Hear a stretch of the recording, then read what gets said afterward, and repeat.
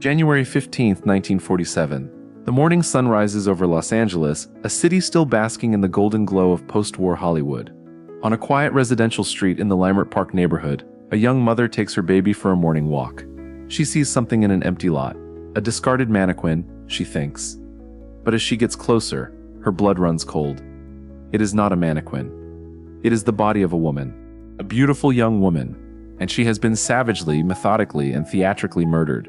The woman is Elizabeth Short, and her story, what she endured, and what was done to her, will haunt this city for generations. The police will investigate hundreds of suspects. The press will chase leads across the country. And the killer, whoever he was, will vanish into the shadows of history. This is the case of the Black Dahlia, the murder that refuses to be forgotten. Los Angeles, 1947. The City of Angels was a place of dreams, where thousands flocked to escape their past and find fame on the silver screen. But beneath the glittering surface of Hollywood, a darkness was brewing. A crime was about to unfold that would shock the nation and remain one of the most infamous unsolved murders in American history. This is the story of Elizabeth Short, a young woman who would become known to the world as the Black Dahlia. It's a tale of ambition, mystery, and a murder so brutal that it would change the landscape of true crime forever. The name Black Dahlia was born from the darkness of film noir, a twisted tribute to the 1946 movie, The Blue Dahlia. For over 70 years, this case has fascinated and terrified the public. It has inspired books, films, and countless conspiracy theories. But what really happened to Elizabeth Short? This is the story you think you know, but you've never heard it like this before. Join me as we uncover the truth behind the legend of the Black Dahlia. Elizabeth Short was born on July 29, 1924, in Medford, Massachusetts, the third of 5 daughters. Her parents were Cleo and Phoebe Short. In her youth, she suffered from bronchitis and severe asthma, undergoing lung surgery at age 15. Doctors suggested she move to a milder climate, so she spent winters in Florida. Her life seemed destined for tragedy from the very beginning. In 1930, when Elizabeth was just 6 years old, her father's car was found abandoned on the Charlestown Bridge. It was assumed he had jumped into the Charles River. Believing her husband dead, Phoebe Short worked as a bookkeeper to support her daughters. But in late 1942, the family received a letter. Her father was alive. Cleo Short had started a new life in California. Elizabeth, seeking a fresh start, moved to Vallejo, California, to live with him. She was 18. But the reunion was brief. Arguments between Elizabeth and her father led to her moving out in January 1943. She took a job at an army base but soon left. In Santa Barbara, she was arrested for underage drinking. Juvenile authorities sent her back to Massachusetts, but she returned to Florida instead. There, she met Major Matthew Michael Gordon Jr., a decorated Air Force pilot. He proposed marriage, but tragically, Gordon died in a plane crash in August 1945. By July 1946, Elizabeth was in Los Angeles, the city of dreams. She lived behind the Florentine Gardens nightclub on Hollywood Boulevard, working as a waitress. She was often described as an aspiring actress, though she had no known acting credits. Elizabeth Short's life in Los Angeles was one of instability and desperation. She moved from place to place, relying on the kindness of friends and acquaintances. She had dreams of becoming a star, but struggled to survive. It is said that her teeth were so badly decayed they were plugged with wax. She was not the femme fatale the press would later create. She was simply a young woman, adrift, and desperately trying to find her way in a city that had no mercy for the weak. On January 9, 1947, Elizabeth returned to Los Angeles after a brief trip to San Diego with Robert "Red" Manley, a married salesman she had been dating. Manley dropped her off at the Biltmore Hotel in downtown Los Angeles. She was supposed to meet her sister, who was visiting from Boston. Staff at the Biltmore recalled seeing her using the lobby telephone. She was then allegedly seen at the Crown Grill Cocktail Lounge, just a few blocks away. This would be the last time Elizabeth Short was seen alive. On the morning of January 15, 1947, a housewife named Betty Bersinger was walking with her baby near Norton Avenue in the Leimert Park neighborhood. Leimert Park was largely undeveloped at the time. She saw what she thought was a discarded mannequin. As she got closer, she realized it was the body of a woman. It was Elizabeth Short. Bersinger immediately called the police. The scene that awaited investigators was unlike anything they had ever seen. Elizabeth's body had been severed completely in half at the waist. It had been washed and drained of blood, leaving her skin a stark, pallid white. Her body had been posed, with her arms over her head, elbows bent at right angles, and her legs spread apart. Her intestines had been tucked neatly beneath her buttocks. Her face had been slashed from the corners of her mouth to her ears, creating the horrific Glasgow smile. Near the body, police found a heel print and a cement sack containing watery blood.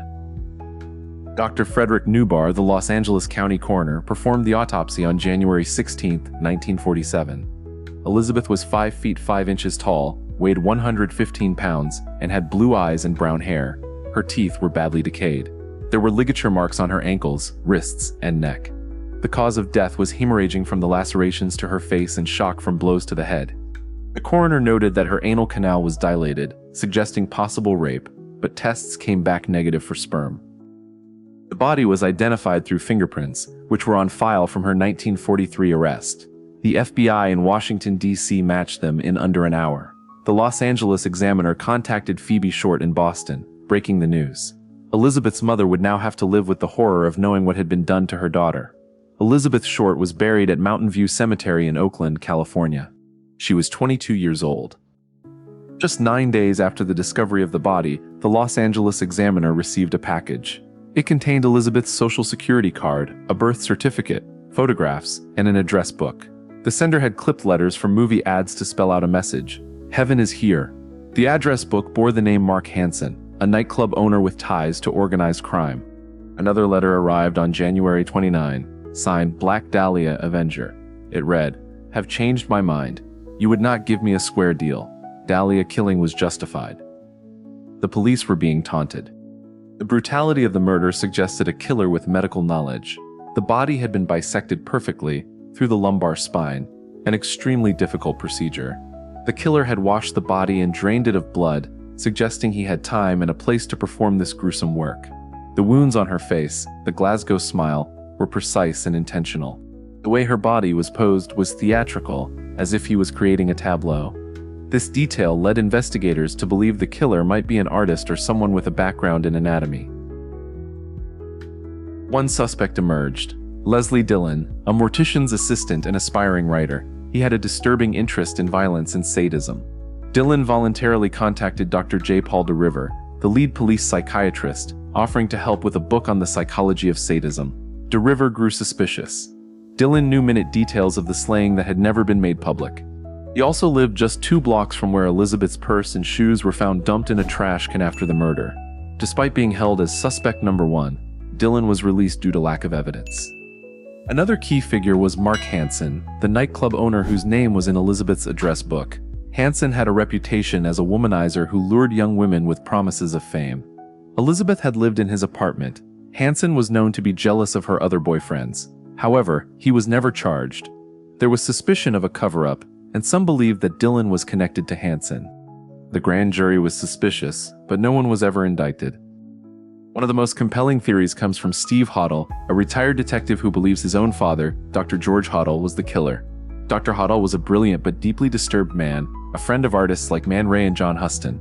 He was investigated for the sexual abuse of his own daughter. During a police wiretap, George Hoddle was recorded saying, "Supposin' I did kill the Black Dahlia. They couldn't prove it now." This chilling statement has convinced many that he was the man responsible. Steve Hoddle points to his father's handwriting, which he claims matches the letters sent to the newspapers. He also notes that Dr. Hoddle's medical training would explain the surgical precision of the mutilation. The coroner had concluded that the killer had to have had anatomical knowledge. The theatrical positioning of the body also fits with Hoddle's artistic circle. Yet, despite the evidence, George Hoddle was never charged. He died in 1999. Over 150 suspects were investigated. More than 50 people confessed to the murder. Some were seeking notoriety, others were mentally ill. One man confessed in the hopes of getting his photo in the paper to find his missing wife.